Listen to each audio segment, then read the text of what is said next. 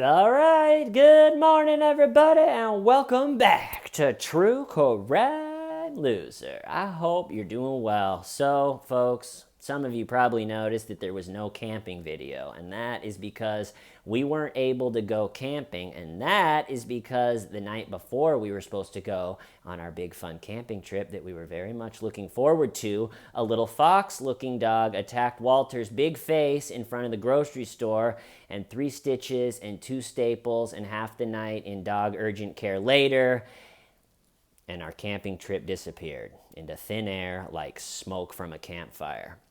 The story is last Thursday, day before we were supposed to leave, girlfriend gets home from work around 5 p.m. She goes, "What do you want to have for dinner?" I said, "I got to go to the grocery store to get some stuff for our big fun camping trip that we're going on. Do you want to just get hot bar?" At the grocery store, they have a buffet and a salad bar thing. You put it in a container and they weigh it. It's pretty good. So I said, "Do you want to just get a hot bar because I got to go there anyway?" She said, "Sure, I'll go down there with you."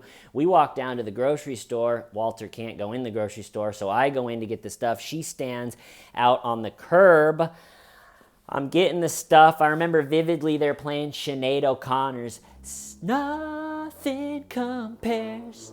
Nothing compares. So I'm in the grocery store listening to O'Connor, thinking everything's good. We're going camping. I'm excited. And I don't know, 7 to 10 minutes after I went in, I head back out to the curb holding the grocery bags, and I knew what happened instantly. My girlfriend was on one knee, frantically going through Walter's face and neck skin with the same pale, blank, horrified look that everybody has when they're going through their dog's face and neck skin to see what the damage was.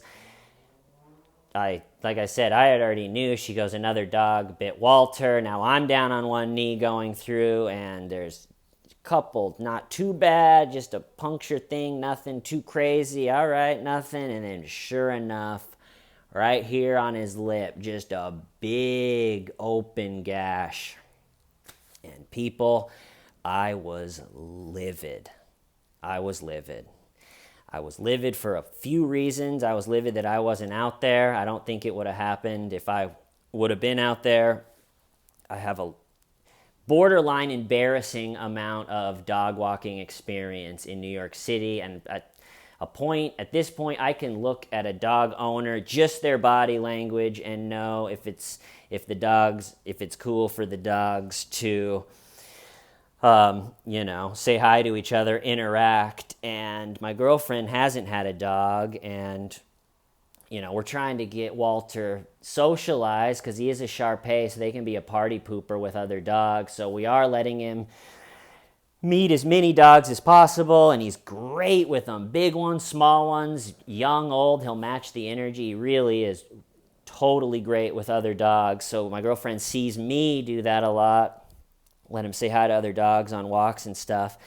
And so while I was in the grocery store, this guy walks up with his little fox dog, and my girlfriend she's trying to socialize, and she's enjoying being a dog owner. And so she asks the guy, "Is your dog friendly?" as the guy is approaching, and the guy says, quote, "It's hit or miss, but let's try." And an experienced dog owner would go, "Hit or miss? What are you talking about?" And get the dog over on the side safely and say, something like, "Hey, sorry, it's not worth it for us," or "We've been bitten before," or "We're going to do our own thing." You got to possibly navigate a little bit of an awkward social situation. But you say, "Sorry, no biggie, have a good day. We're not willing to try." But that's what he said. It's hit or miss, but let's try. And by that point, by the time the word "try" was coming out of his mouth, the dog was already approaching Walter, and Walter is kind of getting the body language go-ahead from my girlfriend. And so my girlfriend says, "Okay," and it's too late at that point. The other dog is in striking range, And the thing is Walter didn't yelp or cry or retaliate or anything. It was the other dog doing, and then Walter kind of just looked up at my girlfriend like, what was that? And the guy goes, oh, sorry about that, and walks away. And then I don't know how long after that I walk out of the grocery store. So of course, I'm looking at and I find the big gash, and I go, what happened? And she tells me the story, and I was so livid at the guy what, hit or miss? Let's try. What do you mean? If there's even a chance that it's a miss, you don't try. That hit or miss, let's try. I was saying that. I've said that probably 500 times over this past weekend. Hit or miss, but let's try. If there's even a chance that it's a miss, it's not worth trying. It's a baby puppy. And the guy's dog's probably a 5 or 6, 7-year-old dog. To give it the old try, let's try, with a baby dog's face is just unacceptable. And so I was really mad at my girlfriend as well, which I shouldn't have been. I felt bad and had to apologize later. But so rewind from this moment when we're out there looking at the big gash. I'm just livid that it happened, livid that I wasn't out there to stop it. I know the camping trip is done. I know that, he's going to have to get stitches and for the next 2 weeks sit inside with the cone and just heal up. And it's just such a bummer. And, okay, so from that moment, all right, we're going to go back in time to the weekend before, and my girlfriend, we're out walking the dog, and I'm 10 feet behind Walter and my girlfriend. They're walking, and Walter's on her right side, and someone is passing on the left side, and as they're with a dog, and as they're passing, Walter crosses over from the right side. So like they're coming this way, my girlfriend's going this way. Walter crosses over and gets within striking distance of that dog. And as they're doing that, my girlfriend is asking, "Is your dog friendly?" And the person goes, "Yeah," and they interacted. And then after the person left, I go, "You can't do that. You said, you asked, is your dog friendly," which is good, but the dogs were already face to face at that point. So it's just kind of theater to, it's good that you said, "Is your dog friendly?" But if they're already face to face, it's too late. So you got to, and my girlfriend hit me with the "I got it, Scott, I got it." And I kind of was like, "Do you have it?" And so we got into a little bit, I didn't want to micromanage her or anything, but I'm also trying to explain to her is you have to look out for Walter because he just is this happy young puppy that thinks everybody and everything is going to be nice to him. So we got to look out for him. And I probably just, went too hard or in the wrong tone. And she was like, "I got it, Scott." And I was like, "Do you have it?" So then fast forward to in front of the grocery store with Walter's lip half hanging open. And like I said, I just was really angry. And I think I said something like, "I leave for 10 minutes and this is what happens." And I think I told her that she blew it at one point. And like I said, I just was a little bit mean and had to apologize and felt bad about it later. But I think it only lasted about a minute or two. So we're walking back to our apartment. Obviously, the whole mood of the night has shifted. We got back into the apartment. I went on the other side of the apartment to try to calm down. I didn't want to say anything else that was mean. On the other side of the apartment, while I was calming down, the girlfriend's calling the vet and everything, and they're saying, "You got to go to urgent care with dog bites. They could get infected." And they're like, "Did you ask for information from the other guy?" And my girlfriend's like, "No, I didn't even think to." And also, Walter didn't yelp or cry or really even react in any way. And just looking at him afterwards, it wasn't bleeding or anything. So she didn't even think to slow everything down and be like, "Okay, I need your information. I need your dog's information," that whole thing. She just kind of let him go, which I understand. He really wasn't affected by it or reacting to it, so he looked fine. By the time I walked out of the grocery store, he was wagging his tail to see me. But like I said, we found it. So she makes the urgent care appointment, which is probably 5:30, 5:45 at that point. And so they said, "All right, come in at 7:30. So we have 2 hours of just sitting in the apartment, kind of calming down. Like I said, I felt bad and was like, sorry. Didn't mean to act like that right at the beginning. We go into urgent care at 7:30. They say that he is going to need to have stitches, but they're not going to start on it until 10 p.m. so we can go home. So we walk the 20 minutes back home. Now we don't, and Walter has to stay there, so we're sitting in our empty apartment without Walter, and I'm just furious.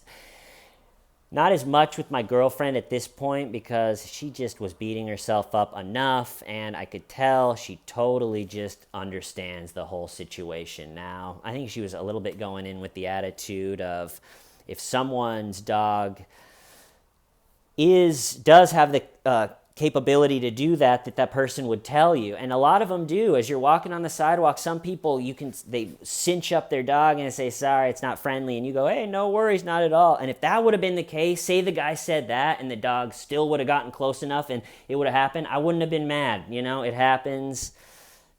It just happens. But the fact that he goes, yeah, it's hit or miss, let's try. And it was pretty sizable portion of my girlfriend's fault for not just yanking him away and going, no, we don't do the try with this puppy. It's not worth it for us to do a try.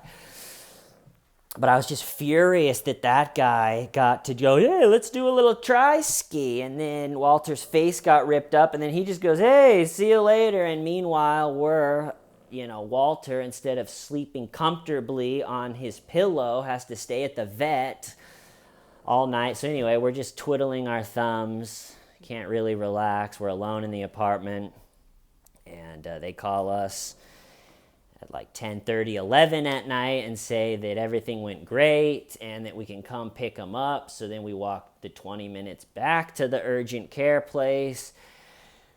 We get Walter. He's all kind of drunk from, they had to sedate him a little bit to do the stitches. So we get him home. It feels way better to have him back. And so instead of enjoying the great weather, the outdoors like we should, we got 2 more weeks with stitches, putting like the ointment on him. He's got the big stupid cone thing. Here, I'll show you guys. This is him right now. Hey, bud. Hey, Walt. You're a good boy. Let me set you guys back. So, all right, so then this is where the story gets a little bit interesting. So, like I said, I'm just furious with this guy that he just walked off into the night. Hey, sorry, it's a hit or miss. We'll give it a try. And the next day, or I guess 2 days later, so it's next day's Friday. We should be going camping. We're not. Then the next day, again, just I was stewing around. I go, I'm going to take Walter out. My girlfriend had given me the description of the guy and the description of the guy's dog. And I go, I'm going to go walk around that area and just see if I can find him. I want to tell him, I got to say something to him. The old hit or miss, but let's give it a try thing is not acceptable. And I do think it was a large portion of my girlfriend's fault for even putting Walter in that situation. So I wasn't going to demand money or anything for him, but I really wanted to say something. And I couldn't believe it. We're out there walking around for maybe 10 minutes, and I see a guy and a dog that it meets the description perfectly. And so I'm like, oh my gosh, this is it. So I pull out my phone without him noticing, and I take a little picture, and I text that picture. Again, this is Saturday after. It happened Thursday night. This is Saturday morning. So I text my girlfriend, is this the guy? And she doesn't text me back. And I text her again, is this the guy? And then she doesn't text me back. And I call her, and she doesn't answer. And I text her again, damn it, babe, answer. And I'm kind of just following the guy 100 feet back, waiting for her to say, yeah, that is the guy, and then I want to go say something. Well, she doesn't, and the guy, I don't want to follow him, is kind of getting a little bit suspicious, and so he gets away. Finally, my girlfriend calls and goes, sorry, I was doing the dishes. I'm 70% sure that's the guy. And I was like, all right, well, that's pretty sure. And then so I come back to the apartment, and it comes out later that day that it's actually definitely the guy, but she was didn't want me to go up and say something because she didn't want an altercation or something. So I found the guy. I knew that I would see him again, right? And so yesterday went by, and then this morning, girlfriend left at 7 a.m. I was like, all right, I'm going to take Walter out for a walk. This is 2 hours ago at this point. Walking down by the water where I always film, where you guys see. It's by far the best place in the neighborhood to walk a dog. And sure enough, the guy is coming towards me with the dog. And I said, all right, I'm going to feel better after I say something. So like I said, about 2 hours ago, and this video I think would have been come off as a lot madder, but I felt a lot better after this. So he's coming up, and I said, hey, man. And he stops. I said, hey, man, on Thursday night, you walked past my girlfriend in front of the grocery store, and she asked if your dog was friendly. And he has the dog. We're about 15, 20 feet apart at this point, just down there kind of on the boardwalk thing. And I said, she asked if your dog was friendly, and you said it's hit or miss, but let's try it. And he's just nodding right now. And I said, 3 stitches, 2 staples, $1,100, and half the night in urgent care later, I would say it was a miss. And he's going, and as I'm saying that, he goes, oh my God, you're kidding me, oh my God. And you could tell he felt really bad, and he took the scolding. I was going, it's a baby puppy. If there's even a chance that it's a miss, it's not worth it. So then I said, the next time someone comes up and asks, is your dog friendly? You got to say no, and you got to hold him tight to your leg, because it's not worth trying. It's not worth a try. And he's going, it's not worth a try. He's looking down going, it's not worth a try. I'm so sorry. It's not worth a try. I'm so sorry. And he was like, I can trade information. And maybe I should have, but I said, no, it's all right. I think it's 40% my girlfriend's fault, because she was the one that said, is your dog friendly? And then when he said his stupid, is it hit or miss? Let's try. She did say, okay. And, she learned a tough lesson, a really tough lesson. And I felt bad for the weekend. So a lot of the weekend I was telling her, he's fine. He's totally fine. They're so tough, which they are. And he's going to be okay, which he is. And it is in a really good spot, which I don't think it's going to leave. I don't know. If something like that's going to happen, it was in a good spot. And me and that guy have that conversation where I'm going, it's not worth a try. Hit or miss. I would say it's a miss. I had practiced I'd rehearsed what I wanted to say to him all weekend. And so to have him just walk up into my life and to just do it and have him react is probably as good as he could by just going, I am so sorry. I'm so sorry. Oh my God, I'm so sorry. And looking down. And when I said, you don't let your dog around other people's dog, he was saying, okay. And he just was really agreeing with me. So, and then he walked on, and all of a sudden it was like the sun came out, and I could just have a little bit of closure with the whole thing. And I feel a lot better about it. And, already he's on day 4 or 5, whatever it is, of healing. I think we're out of the woods for infection. The stitches look great. So now, later this month, on the weekend of the 24th, we're going. My girlfriend and I and Walter are going where we were going to go camping, and the couple that owns that property is going to be there, and their dog's going to be there. So it's not going to be a camping trip alone with Walter, but it is going to be a fun weekend, and he's going to be able to run around in the woods, and he gets his stitches out the day before, and so it'll be a nice vacation for him. It's just a bummer. It's taken a long time for him to get big enough. He's a big, hardy animal. Now he can go out and do stuff, and it took 2 months for all the vaccinations. So we've just been in the apartment waiting for the weather to get good and for all these vaccinations to be done so we can go do something, and to have 2 more weeks in the apartment with the stupid cone healing up was frustrating. But like I said, I'm so glad I ran into him today and said something. And just feeling a lot better about the whole thing. So sorry about the no camping video. I was really looking forward to it, but I'm going to try to do something. Especially there was a lot of interest from people thinking it would be cool. So that's nice. And love you all. I'm going to cut it off there. I'll talk to you soon. Why? Stiving why? Shum.